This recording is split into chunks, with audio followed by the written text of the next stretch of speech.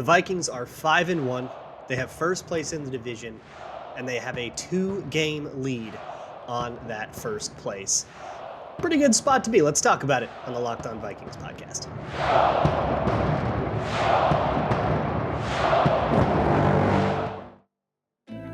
You are Locked On Vikings, your daily Minnesota Vikings podcast, part of the Locked On Podcast Network, your team every day. What's going on, everybody? Welcome to another episode of the Locked On Vikings podcast, part of the Locked On Podcast Network, your team every day. Now available on Amazon Fire Stick and Roku. If you have those, you can just download the Locked On Minnesota Sports app. I'm your host, your pal, and the kid you copied off in math class. My name is Luke Braun. You can find me on Twitter at LukeBraunNFL. You can find the show on Twitter at Locked On Vikings. Thank you so much for making Locked On Vikings your first listen of the day, each and every day. Today's episode is presented by Prize Picks. Prize Picks is daily fantasy made easy. Just pick 2 to 5 of your favorite players, whether they're going to do better or worse than their Prize Picks projection. You can win up to 10 times your money on your entry. First-time users get a 100% instant deposit match up to $100 with promo code Locked On. That's prizepicks.com, promo code Locked On. 24-16 final score of the Vikings win in Miami. Their first win in the city of Miami since 1976, as a couple of beat reporters put it. The Vikings go to 5-1, and because the Packers lost to the Jets, the Vikings now have a 2-game lead on the NFC North. Can't remember the last time. Probably got to go back to 2017 to get the last time that they actually had a multi-game lead on the NFC North, and it felt like they could hold it. Not necessarily, like a lot about the Vikings feels fake, and we'll get into it. But like the Packers are struggling a lot. The Lions are in a pit that they're not going to be able to dig out of, and the Bears are a catastrophe. So I guess it's the Vikings division to lose. That doesn't suck. That's pretty fun. We like that. So this game was not the Vikings' best, and they won. And I feel like I'm saying that every week. Oh, man, they won despite all these things that went wrong. But, like, they keep winning despite all these things going wrong. So I guess that's just where we live now. The offense had, I'm going to call it an abysmal day. Yes, they scored 24 points on the end, at the end of the day. They had 14 real possessions, 15 if you count the kneel downs at the end. That's not good enough when you have 14 possessions. They went 3 and out 10 times. That is what I'll never get over with this game. 10 3 and outs. It's awful, and I'd be screaming so much louder about it if they lost. But just because the defense managed to also stop the Dolphins and force a bunch of punts of their own in all those possessions that they had to have because the offense couldn't stay on the field, doesn't mean that the offense's performance is any better. And the 2 touchdown drives were fine. And the one, they benefited from some short fields, including the Dalvin Cook touchdown, although he probably would have scored that from 90 out, like he was gone. The field goal at the end of the second half, I think they got 4 yards after that turnover. Like, they didn't get anything. No, they got 1 first down. Dalvin Cook had 1 first down, but they didn't have anything. They had like 10 seconds left, so they just kind of took over in field goal territory and kicked a field goal. It wasn't a good day on the offense. And a lot of that was offense. A lot of that was offensive line. But there's some on everything. Some of it was wide receivers not separating. Kirk Cousins had his hand. There were some play calls from Kevin O'Connell we can talk about. Everybody had their hand. And you can't have a day that bad. You can't have 10 3 and outs without everybody having a little bit of blood on their hands. A little bit of sin. Nobody is free of sin. Everything was bad on the offense. And we'll get into it over the course of the week. But the defense, on the other hand, special teams was awesome. And that actually had like a pretty big impact. Chris Boyd forced a fumble. They couldn't recover it, but that's a good play. Jalen Reagor had some good returns, really good coverage, unbelievable punting from Ryan Wright again. The only thing was a missed extra point from Greg Joseph, which is his second of the year. That's not excellent. But that's one blemish on an otherwise pretty good day for the special teams unit. And defensively, that's really the story of this game. The defense saved the offense. It's what I titled the postcast with Sam Ekstrom that I do with him after every show. You see that in this Locked On Vikings podcast feed, or if you're a YouTube watcher, that's on the Locked On Minnesota Sports YouTube page live after every game. And I titled it Defense Saved the Offense, because the offense was terrible and forced the defense into, there was a sequence in the third quarter where they went 3 and out like 3 or 4 times in a row. And they did it at the start of both halves. And the Vikings had to get in and get stops every single time. Now, one of those stops was sacking them out of field goal range. One of those stops was the Dolphins getting a ton of penalties and getting themselves out of field goal range, though a lot of those penalties were forced by the Vikings winning a matchup, like James Lynch winning a block and forcing a holding penalty that's a 10-yard penalty, and he probably would have blown up the play were it not for that. So it's just, you made a play and it's just manifesting itself in a more impactful way because the Dolphins also screwed up. But like the Vikings allowed the Dolphins to move the ball, and it's weird because it doesn't feel like it was a great day for the defense, but considering that they had to make 14 stops here, giving up 16 points ain't bad. And a functional 17, they went for 2 at the end for the go for 2 down 8 thing. They were down 14 points, score a touchdown, you go for 2 to see if you can't get yourself an advantage, and you don't get it, you can go for 2 again and try to make up for it. That's the logic. But that they didn't get it, so 16 points. That's not a bad day for 14 possessions. 16 points on 14 possessions is a pretty impressive day. And you'll note that I, over a lot of these games, talk a lot about how many drives there were and how many opportunities there were, because that really should inform your perception of how much we're actually scoring or how much scoring we're actually preventing. You can do it for points per drive, is a way better stat, and that's functionally what I'm doing. I'm just not averaging it down into a number that is less intuitive. But that's really what the logic that I'm using here is points per drive. 14 possessions, 16 points. That's a very good outing. Even if after you adjust for, the Dolphins made some mistakes on their own, that's a very good outing. Bunch of interceptions we'll get into, a bunch of big plays we'll get into. But to me, the story of this game is the defense saving the offense. And I want to go into it, but I think there was a defensive adjustment. I think this is a really good day for Ed Donatel, and that's a really great thing to say for how hard I was going at him last week. I'm really happy to be able to say that, but we'll get into all of it. First, I want to talk to you about Nugenix Total T. Fellas, this one's for the boys, men. As we age, men, all right, I'm getting to I'm in my 30s now. I got to start coping. All right. Men, as we age, you might notice you don't have the same energy you used to, right? Maybe it's a little bit harder to stay in shape and all that. Well, that's normal. It's totally natural. It's a big part of it is that as we get older, we don't have as much testosterone. And that is what Nugenix Total T is for. It contains key ingredients like testofen. It's been validated in 5 clinical studies shown to boost free testosterone levels in men. And every product professes quality, but a lot of other products use generic ingredients that are often far less than clinical grade. With Nugenix Total T, you get the same clinical potency levels that were used in the trials that validated it. And Nugenix's formulation is backed by 10 years of science and research. So get a complimentary bottle of Nugenix Total T when you text NFL to 231231. Text now and get a bottle of Nugenix Thermo, their most powerful fat incinerator ever, with key ingredients to help you get back into shape fast, absolutely free. Text NFL to 231231. That's NFL to 231231. Message and data rates may apply. Terms apply. Available at nugenix.com/. I also want to talk to you about AG1 by Athletic Greens. AG1 is a vitamin supplement powder. Put a little bit of water in, a glass of water, mix a scoop of this in every day, and it is incredible for your gut health. It's got 75 high-quality vitamins, minerals, whole food source superfoods, probiotics, and adaptogens to help you start your day right. Gut health is a very important thing, and especially getting all your vitamins can be very important. Again, especially if you are of a certain age and you don't maybe get as much of that vitamin out of your diet as you used to when you were younger. Instead of taking 4 million pills every day and having to have a whole cabinet dedicated to your vitamin regimen, AG1 is meant to replace all of that.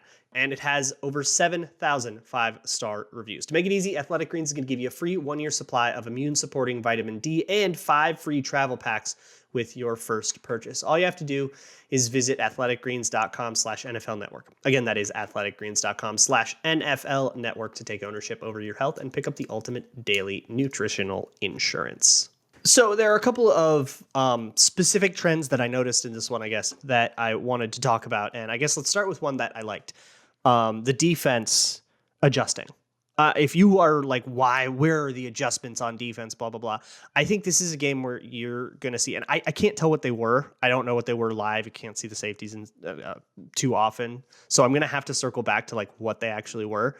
But it was very cool to see the defense essentially struggle like mad for 2 drives and kind of luck out on those 2 drives. 2 midfield punts is what that ended up being, and there was a lot of help from penalties and stuff.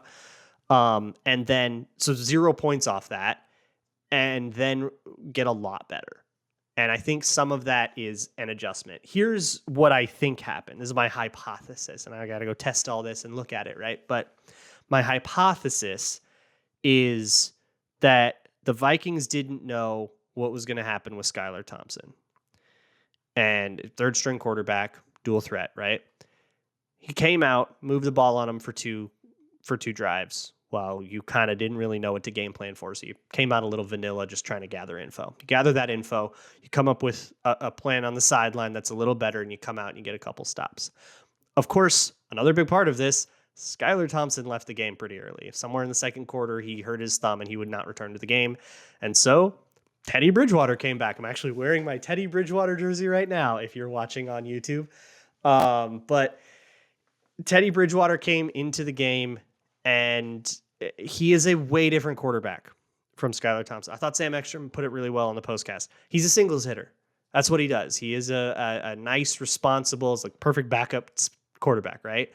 He'll more or less take care of the football, although he did got pretty good by Patrick Peterson later in the game.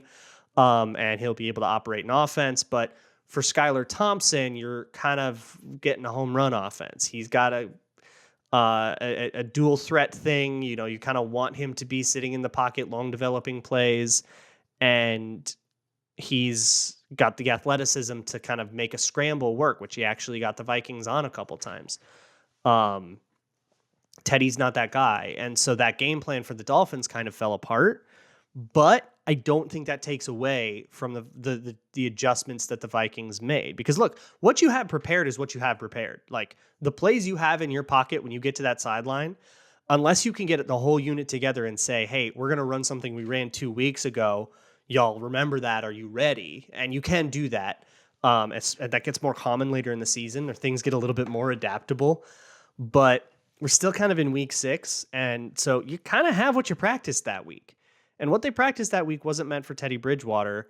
Credit to Bridgewater for how he played under those circumstances. But that coupled with how, I mean, their offensive line was worse than ours, which is saying something. There was not a shot. And there was a lot of opportunity for the Vikings to make plays. And you saw some playmaking from just about everyone. I mean, everybody on the defensive line. Daniil Hunter had his. Dalvin Tomlinson had his. Zadarius Smith had enough for 2 people. Of course, you had Harrison Smith with not only the tip drill interception, but also the. And by the way, that tip drill, I haven't seen it because I needed to rewatch it to see how it got tipped. Cameron Bynum forced that. Cam Bynum got the hit, and that's what jarred the ball loose. It was an open. An open catch, but Bynum broke on that quickly enough to get a hit on the wide receiver. I think it was Tyreek Hill, but don't quote me. And get that ball in the air, and then Eric Kendricks and Harrison Smith sort of combined forces to keep that thing on the ground or off the ground and get that to be an actual interception. But I honestly give more credit to Cam Bynum. A tip drill is a good heads up thing, but actually making that play feels like that's the playmaker aspect of it. But Harrison Smith got his fumble forced, and then Cam Bynum recovered it. So, return the favor. And then, of course, the Patrick Peterson interception was awesome.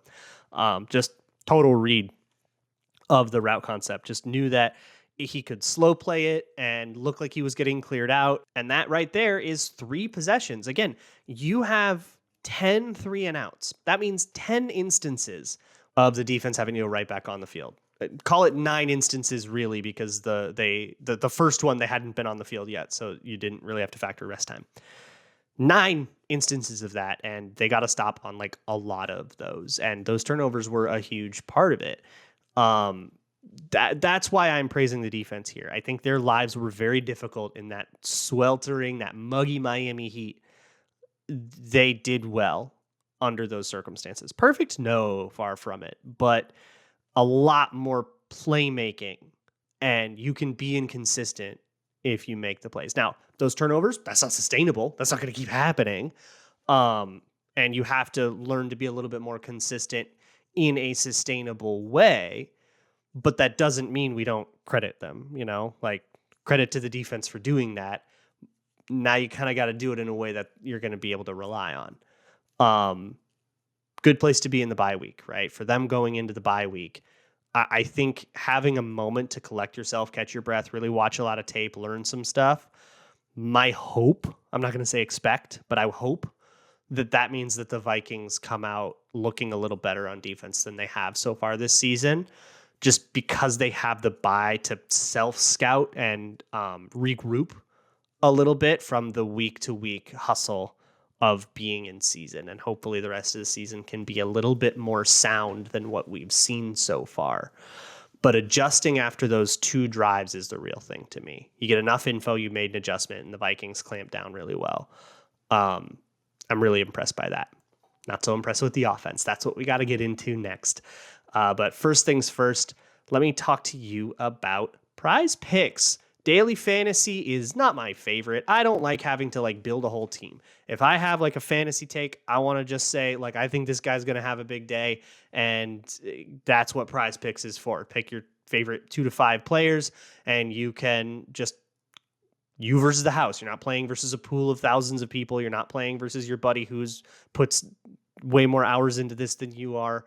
You're just playing versus the house, and you can win up to 10 times your money. You can get up to $100, 100% instant deposit match with promo code LOCKEDON. That means if you deposit $100, Prize Picks gives you $100. If you deposit 50, Prize Picks will give you 50. Don't forget to enter promo code LOCKEDON at sign up for an instant deposit match up to $100. You can download the Prize Picks app or go to prizepicks.com to sign up and play daily fantasy sports. Sometimes you have a bad day.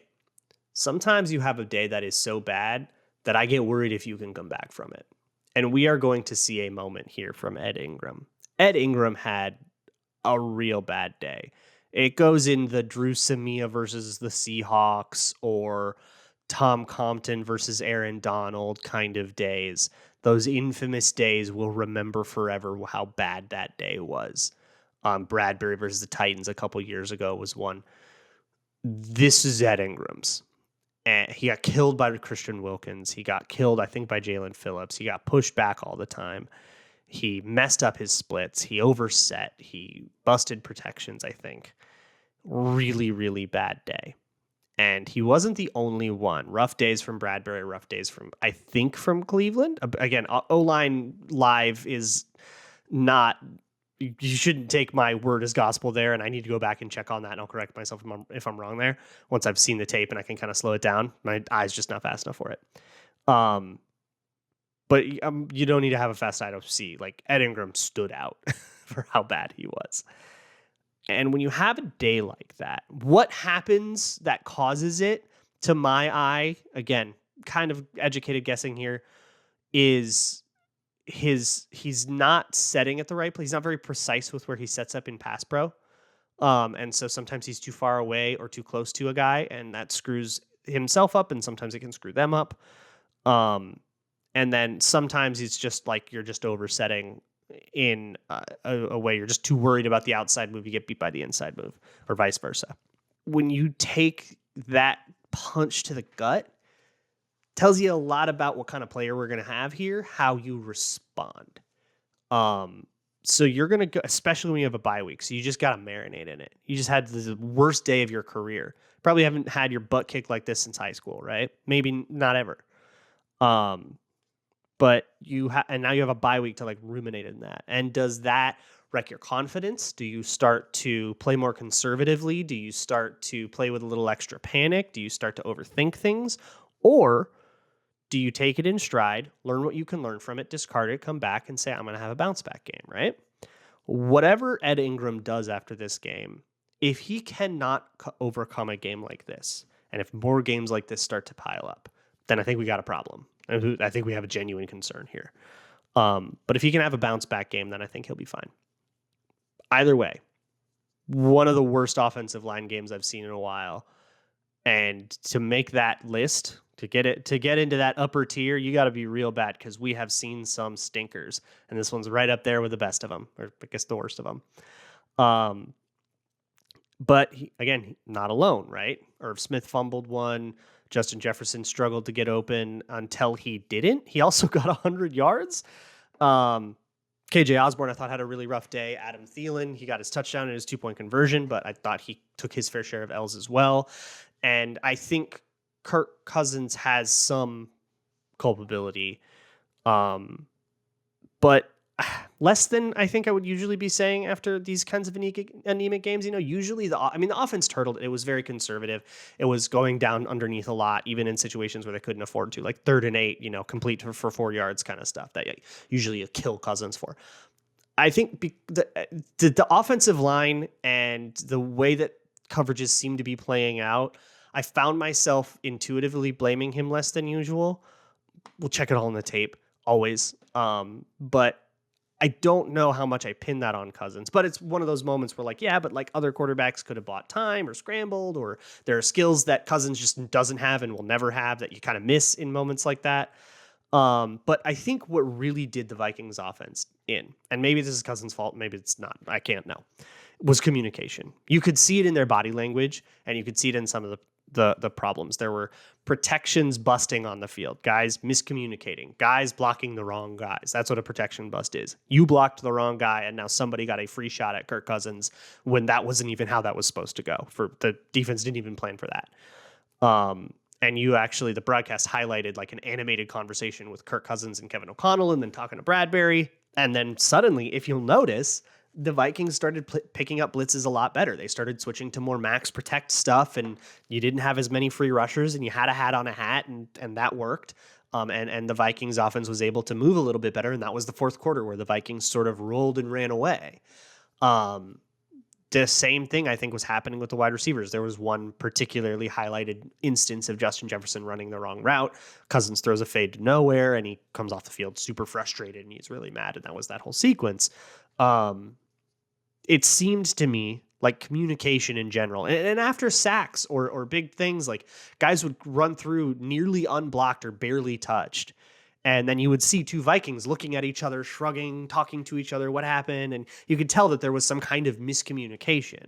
And so I don't know if this was as much problems of execution as it was problems in well, I guess it's also part of execution. So maybe execution is like the right umbrella term, but it's not problems in technique or problems in talent or problems in ability. It's problems in getting guys on the same page. And I think I've said this about the Vikings a lot. I've said this about the Vikings defense a lot. If everybody could get out of that huddle and to the line of scrimmage, and everybody knew what their job was and was right about it, a lot of the Vikings problems would disappear. And it feels like that shouldn't be too much to ask, but it is. And in the NFL, that's very hard. It's all very complicated, and guys make mistakes all the time, big and small. But right now, a lot of the Vikings problems are stemming from you didn't know what you were supposed to do. And is that Cousins' fault for not disseminating the information properly? Is it someone not listening? Is it someone not being familiar enough? Is it the rookie just not being like comfortable? Probably some combination of all of it. And we can't know unless we're in the huddle. We just kind of have to say, whatever that is, fix it. The communication issues were awful in this game, and it damn near cost them the game. End of the game, the Vikings up 24-10, and the Dolphins drove all the way down, got a touchdown, didn't get the 2, didn't get the onside kick. But had they gotten the onside kick, well, I shouldn't say that. Had they gotten the onside kick, they would have then needed to drive down again, score another touchdown, get the 2 this time, and that would have brought them to overtime. So I know that when it comes down to like an onside kick, it kind of feels like, oh man, that was really down to the wire. But like there were like 6 more checks that the Dolphins had to pass before they actually could steal a win out of that one. And it was fairly common. That's why you'll never see the win probability graph go to 50% when there's an onside kick, because they still have a lot of work to do. But whatever, right? This was a poor game from the Minnesota Vikings, and they won in spite of that. I don't think that's a controversial thing to say. And that, like, I don't think the Vikings themselves would disagree.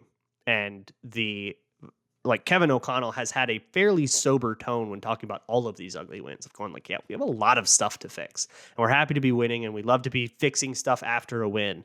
But you acknowledge you got a lot of stuff to fix. So tomorrow's Twitter Tuesday. Get your questions in. You can get them to me at Locked On Vikings or at Luke Braun NFL on Twitter. You can send an email to lockedonvikingspodcast@gmail.com. You can also fill out the Google form in the show notes for more long-winded stuff. Or just leave a YouTube comment. I will see your YouTube comment. If you're watching on YouTube, you can ask a question there, right in the comments of this here very video. I will see you all for that. Then we do some tape stuff on Wednesday, more in-depth tape stuff on Patreon, patreon.com/Luke Braun NFL if you're into that. And then we go into bye week mode, which I have a couple of interesting ideas for how to pass the time. So excited for all of that. But then we come out and we play the game. Is it Arizona or the Commanders? Those are the 2. I forget the order, but we'll get there. I'll see y'all tomorrow. And as always, Skol.